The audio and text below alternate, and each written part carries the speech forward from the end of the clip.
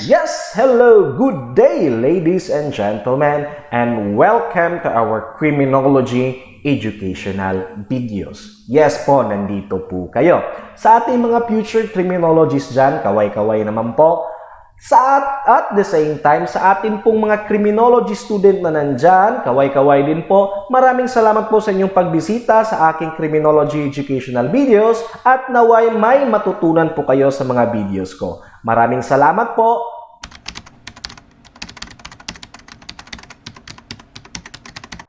After here, the different classification of fires and their extinguishing method. Okay, may extinguishing method po tayo.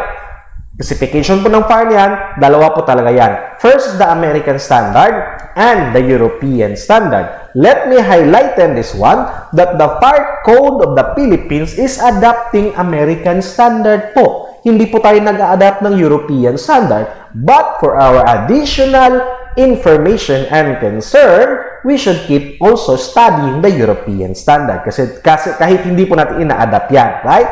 Remember, Philippines is using the American Standard. Ano po ba ang mga classification o ano po ba ang American Standard? Here. American Standard. Ito po. May Class A, B, C, D, and K. When we say Class A fire or combustible material po ang ibig sabihin yan. It could be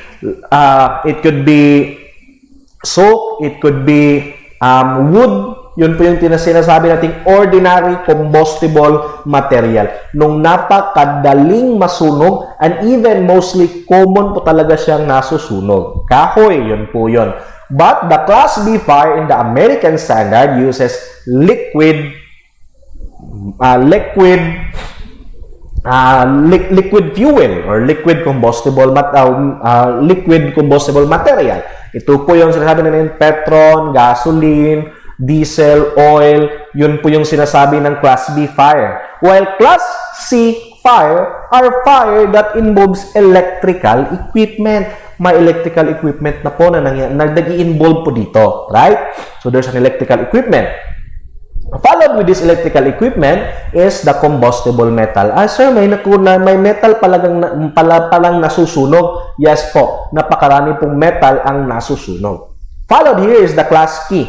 Class K is the recent po na dinagdag dito kasi Class K involves kitchen fire by itself.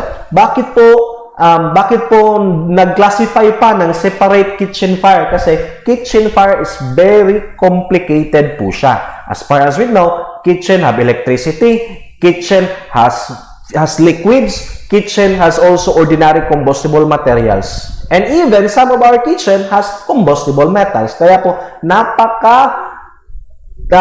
napaka-complicated po talaga ng kitchen fires. Kaya nag-separate po sila ng classification of this in order for them to provide extinguishing method or extinguishing material for these kitchen fires. Right?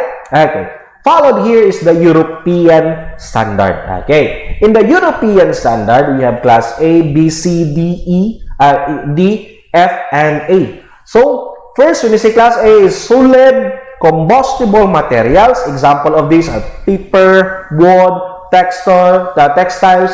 The same with the American Standard. But we'll also follow here is the Class B. The same with American Standard. Class B is flammable liquids, petrol, diesel, oil. Yun po yung sinabi ko rin kanina sa American Standard. Yes po, same po sila sa European Standard. The problem with American and European Standard starts from Class C. Kasi yung Class C ng American Standard is electrical equipment.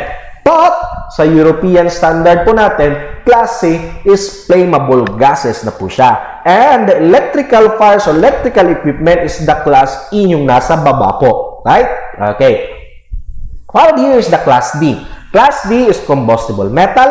An example of this metal are sodium, potassium, and lithium. And the last one, the next to the last is we have here is Class F. Ito po yung kanina, yung Class K, yung kitchen. Kasi yung kitchen, there's cooking oil, there's there fats, nandyan po yan. So automatically, nangangailangan po, automatically, Class F po ang tawag dyan. And in the American Standard, it's Class E. Right? So, and the Class E is electrical fires by itself. So, and I hope po may na-impart ako na additional knowledge sa inyo, and we see each other when we see each other.